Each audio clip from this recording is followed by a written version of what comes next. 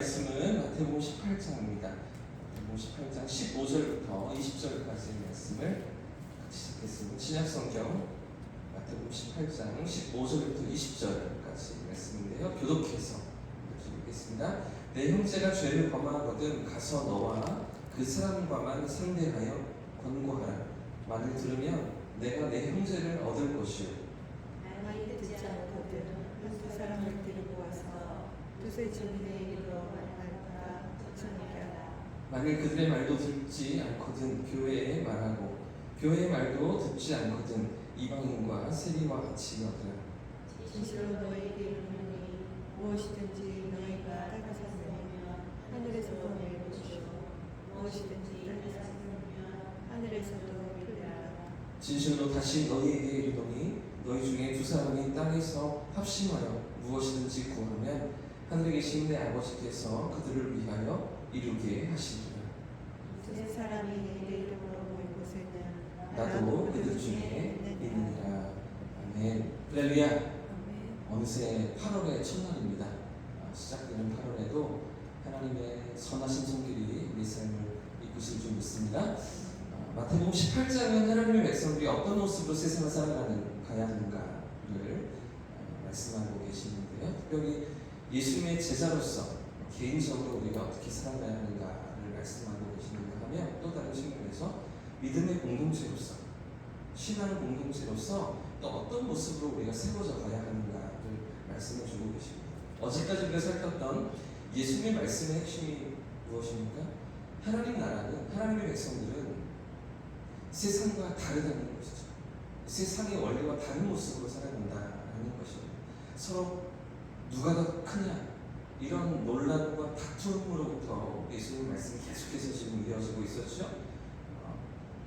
서로 더 높은 자리에 올라가겠다고 더 인정받고 더 그렇게 두드러지는 그 자리에 내가 서야겠다고 그렇게 다투고 있던 제자들을 향하여서 예수님은 어린아이와 같이 자신을 낮춰야 된다고 말씀하시면서 또 길을 잃은 작은 한 사람을 소중히 여길 줄 아는 그런 공동체여야 한다고 계속해서 말씀해 주셨었는데, 자 그런데 오늘 이어지는 15절부터는 또 다른 주제가 등장하는 것 같습니다.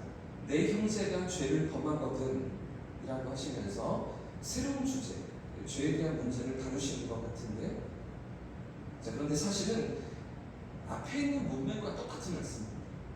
오늘 본문도 같은 말씀을 예수님께서 계속해서 이어가고 계시는 것인데요. 먼저 15절 말씀을 다시 한번 같이 읽어보겠습니다. 15절입니다. 시작. 내 형제가 죄를 범하거든 가서 너와 그 사람과만 상대하여 권고하라. 만일 들으면 내가 내 형제를 얻을 것이요. 오늘 이 본문을, 이 문맥을 우리가 살피기 전에 먼저 기억해야 될 것이 있습니다.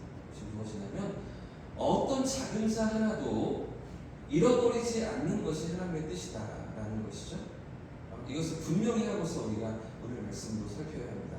이 전제 위에서 오늘 이 죄의 문제에 대해서 다시 주신 말씀도 생각해 봐야 되는데요. 그래야만 17절 말씀을 함부로 경솔하게 적용하지 않을 수 있기 때문입니다. 정죄하고 판단하고 공동체로부터 이렇게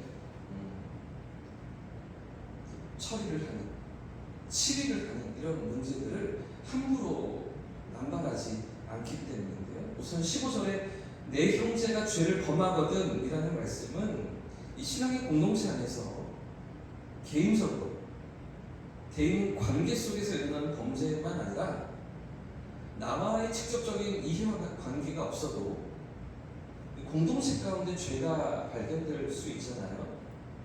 그런 경우들을 다 포함하는 말씀입니다. 그러니까 나에게 손해를 입히거나 공동체 가운데 어떤 한 지체에게 손해를 끼친 일, 해를 끼친 일이 아닌 경우도 다 포함하고 있다는 것인데요. 예를 들면 술에 깊이 빠져 있는 것입니다. 알코올 중독에 걸려 있는 것인데요. 이게 누구한테 해를 끼치는 건 아니잖아요. 혼자만의 어떤 죄에 물릴 수 있죠. 그리고 도박 중독에 빠져있을 수 있습니다.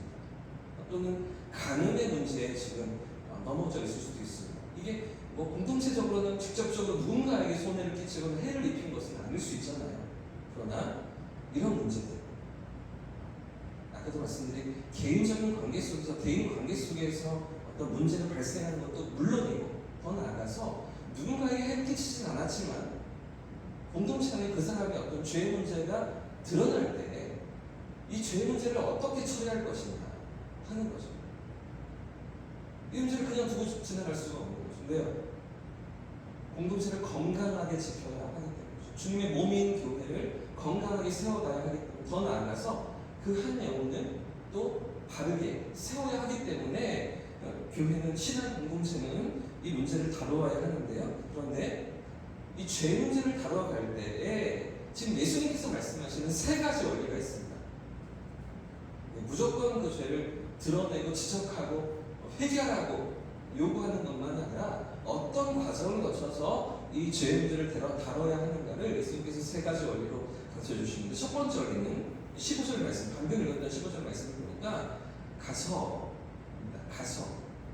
내 형제가 죄를 범했거든 가라.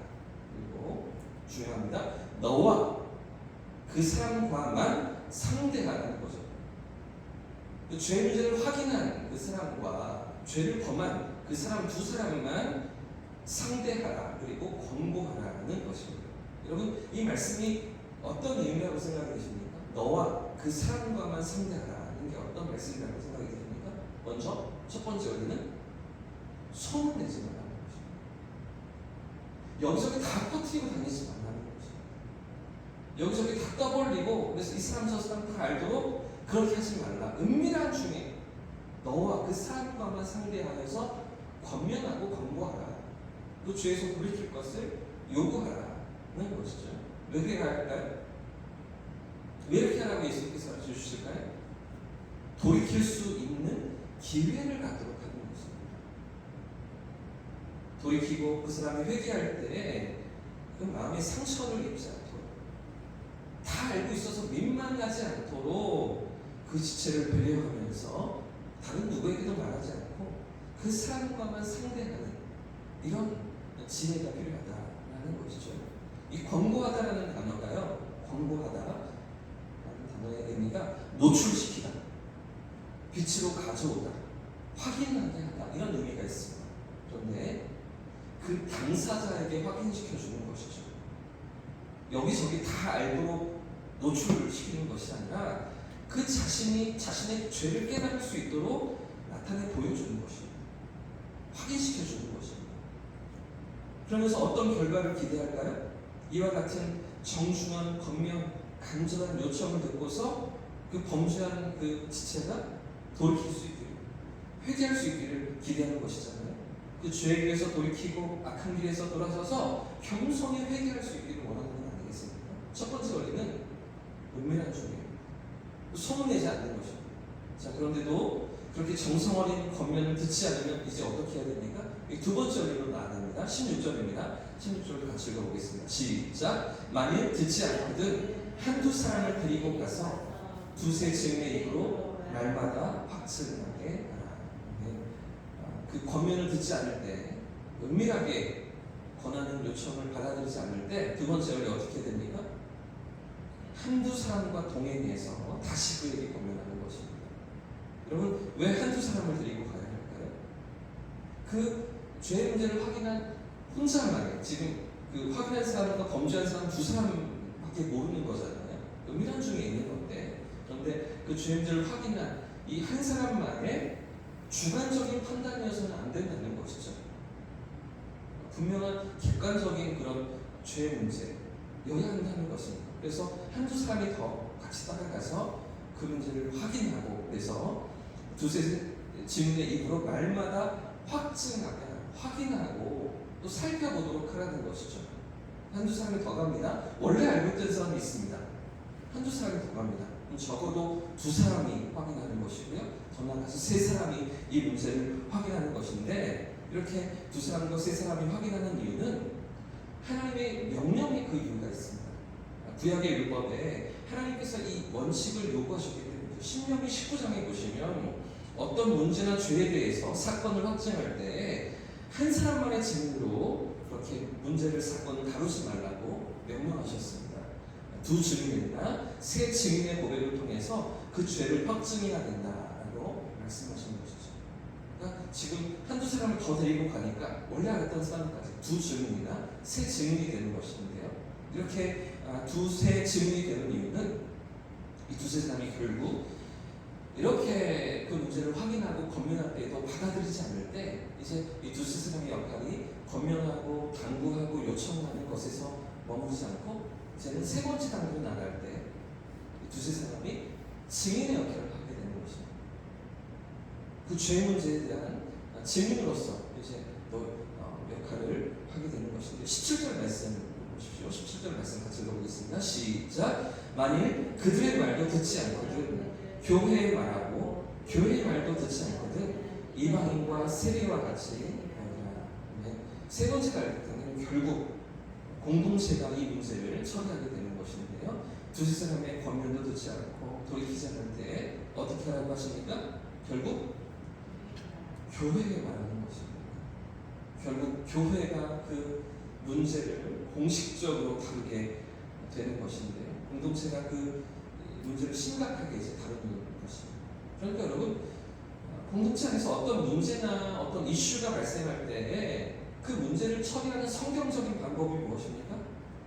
이 모든 은밀하게 한 사람이 찾아가서 개인적으로 보면 한두 사람이 더 가서 두세 명이서 그 사람에게 또 당부하고 그래도 안 되면 이제 공동체로 나아가서 이 문제를 처리하게 되는데 이 세 가지 단계에 담겨있는 가장 중요한 핵심이 무엇입니까? 그 문제를, 그 죄를 드러내는 것, 처리하는 것, 이게 핵심이 아닙니다. 그 속에 담겨있는 예수님의 말씀은 회개할 기회를 주는 것이죠. 그 지체가 돌이킬 수 있도록 기다려주고 품어주고 인내하는 것입니다. 시간을 가지면서 돌이킬 수 있도록 계속해서 그 영혼을 향하여서 삶을 나누고 마음을 나누는 것이고 찾아가는 것입니다. 은밀하게 찾아가는 것입니다. 시간을 내어서 신방하고 또 그 영혼의 상태를 살피고 돌이킬 수 있도록 기회를 주는 것, 이것이 주님이 원하시는 그 문제를 처리하는 방법인 것이죠. 여러분, 제가 경산에서 처음 사역을 시작할 때 섬겼던 지역이 오곡동하고 백천동이었어요. 그래서 매년 초에 새해에 교구 성도들 가정 전체를 대신반하는 그런 사역이 1월과 2월 중에 있는데요. 하루에 10가정, 12가정을 제가 신방하면서 돌아야 했었습니다. 아주 강행군을 했었는데, 그런데 그렇게 처음 부임해서 섬기는 가정들 가운데 구역장을 통해서 이야기를 들으니 신앙의 색깔이 조금 다른 그런 가정이 있다는 거죠. 그러면서 확인해 보아야 한다고 저에게 이야기를 하시는 거예요. 구역장. 그래서 신방 일정이 그 가정 이제 확인해야 되는 그 가정 일정되어서 그 집을 찾아가 보니까 구약을 읽지 않는 거예요. 유치원생 아이를 두고 있는 영화도 아이까지 두 자녀를 두고 있는 그런 집사님 가정이었는데 남편은 나오지 않고 여집사님이 구약을 읽지 않는다는 거예요. 신약만 하나님의 말씀이라고 저는 생각한다. 이렇게 말하는 거죠. 그 교회를 출석한 지 5년 정도 된 가정이었습니다. 그 아이가 첫째가 유치부였는데 유치부에서 신년에 창세기 말씀을 이제 암송하면서 태초에 하나님 천지를 창조하시니라 첫째 주에 이렇게 암송 구절을 숙제를 주었는데 그 엄마는 그 구절을 암송시키지 않는다는 거예요. 자기는 집에서 마태복음을 암송시킨답니다. 따로. 그러면서 구약은 지나간 말씀이고 신약만 이전한 말씀으로 우리가 받아들이고 그래서 읽어야 하고 더 암송을 해야 되고 신약을 더 가까이 해야 된다. 모든 말씀 생각들을 어디서 배워가지고 어디서 말씀을 배워가지고 그러면서 이렇게 이야기하고 있는 그런 가정이었습니다. 여러분, 이런 가정을 어떻게 해야 됩니까? 제가 그냥 그 가정을 상당히 오랫동안 신방했습니다. 뒤에 다른 가정을 다 밀어가면서 그 가정은 2시간 넘게 이렇게 상담을 했었는데요. 나중에 이야기를 들어보니까 언니가 소개해서 현풍에 있는 어떤 교회에 2년째 성경 공부를 하러 다녔대요. 수요일인가? 주중에 2년 동안 꾸준히 성경 공부를 이렇게 다녔어요. 2년 동안. 그러면서 그 교회에서 배운 게 구약은 다 옛 언약이고 지나간 말씀. 신약만 우리에게 주십니다. 신약에 더 하나님의 말씀, 더 우리에게 필요한 말씀, 이러면서 이런 것들을 배웠다는 거죠. 그래서 제가 차분하게 설명을 했습니다. 구약당하는 말씀, 여러 가지 성경을 찾아가면서 이렇게 또 설명을 하는데 그래도 수도권 가지 않고 2년 동안 배웠으니 이제 부임해서 이제 관계를 시작하는 목사의 이야기를 듣겠습니다. 자, 그런데 더 큰 문제는 그런 자기가 새롭게 배웠다는 이 교리를 아무렇지도 않게 목사 앞에서 얘기하는 겁니다. 제 앞에서. 그러니 구역 모임에서도 그렇게 자기 얘기를 나누고 있고요.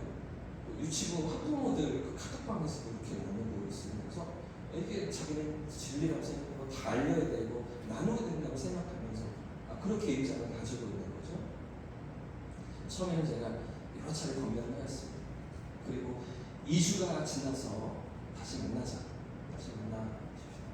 기도하시고 돌아보시고 생각해 보시고 다시 만나자고. 그때는 장로님을 찾아갑니다. 2주가 지나서. 그랬는데도 받아들이지 않습니다. 결국 담임 목사님과 당회에 보고를 하고 보십시오. 구역장의 보고가 있습니다. 담당 교역장인 저의 보고가 있습니다. 장로님의 보고가 있어서 결국 10일을 갖고 교회를 출석하지 못하게 되었는데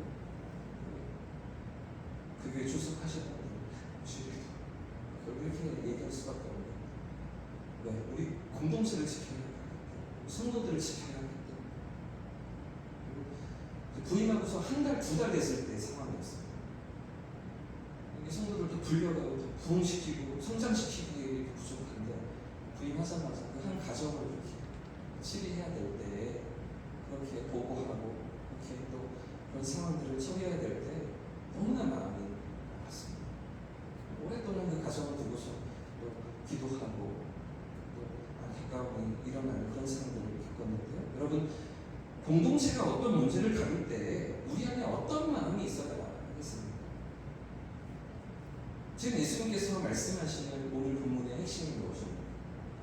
사랑하는 마음, 안타까워하는 마음, 돌아오기를, 돌이키기를 기다리는 마음인 것이죠. 그런데도 불구하고 이 세 번째 단계까지 나아가면서 예수님의 명령은 그럼에도 불구하고 공동체를 지켜야 한다는 거죠. 결국은 돌아오기를 기다려야 하지만 끝끝내 돌이키지 않을 때는 정확히 알려주고 그리고 또 처리할 수밖에 없다는 것입니다. 왜 그러냐 하면 언젠가 돌아오기를 또 기대하기 때문에 바른 진리를 깨닫고 바른 하나님의 말씀을 또 깨닫고서 그 집사님, 그 영혼이 돌아오기를 원하기 때문입니다. 제가 그 청년 때에도 제 후배들 가운데 교회 목요일 청년들 후배 가운데 어디서 이상한 걸 배운 거예요.